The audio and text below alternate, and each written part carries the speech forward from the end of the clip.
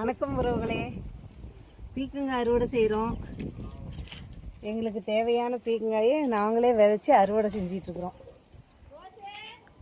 இது எங்கள் மருமகளோட தாத்தா வீட்டு தோட்டம். கெஸ்ட்டாக வந்த இடத்துல காய் வேட்டையாடிட்டு இருக்கிறோம். காய் பாருங்க, ஃப்ரெஷ்ஷாக என்ன தான் கடையில் வாங்கினாலும் இந்த மாதிரி செடியில் அறுத்து அதை சமைக்கும் போது இருக்கிற ஒரு டேஸ்ட்டு எதுலையுமே இருக்காதுங்க. அந்த பக்கம் ஒன்று இருக்குது.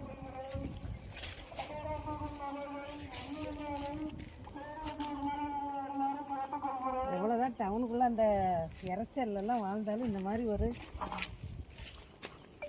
அழகாக ஒரு கிராமத்து வாழ்வியெல்லாம் கிடைக்கிறதுக்கு ரொம்ப பிடிச்சி வச்சுருக்கணும். எந்த பிரச்சனையும் இல்லாத அமைதியான ஒரு லைஃப் அவங்களுக்கெல்லாம். என்ன பண்ணுறதுக்கு, நம்மளாம் டவுனுக்குள்ளேயே இருந்து அப்படியே பழகிட்டோம். ஆனால் நாங்களாம் கொஞ்சம் வில்லேஜில் தான் இருக்கோம்.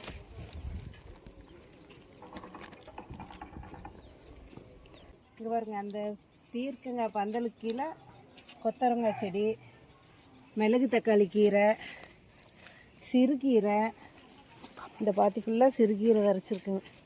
எங்கள் வீட்டுக்கு தேவையானதை நாங்கள் அறுவடை பண்ணிவிட்டு மீதி மட்டும் சேல்ஸ் பண்ணிடுவோம். இந்த நேச்சரில் வர காய் அவ்வளோ நல்லா வருதுங்க.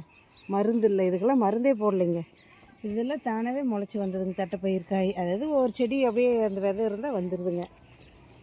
அதே ஒரு குழம்பு காயிருதுங்க.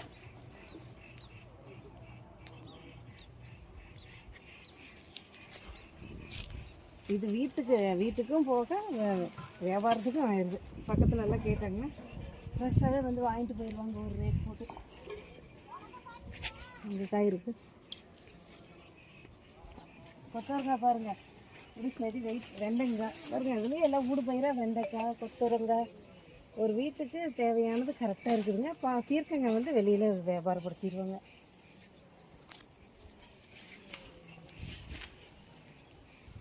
வீட்டுக்கு போக மீதி இருக்கிற காய் நாங்கள் வெளியில் விற்றுருவோம்.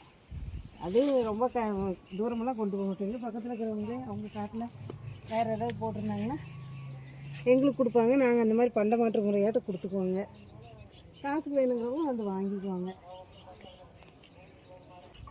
அவ்வளோதாங்க, காய் அறுவடை முடிஞ்சிருச்சு. ஒரு 3 கிலோ காய்க்கு மேலே வந்தது. அவ்வளோதாங்க காய். மறுபடியும் பிஞ்சு நிறைய இருக்குது, வந்தால் தான் அறுக்கணும். இது பாருங்க, இதெல்லாம் பிஞ்சு நிறைய விட்டுருக்கு. பிஞ்சு தொடக்கூடாது, தொட்டால் அழுகிருந்தாங்க. Okay, bye friends.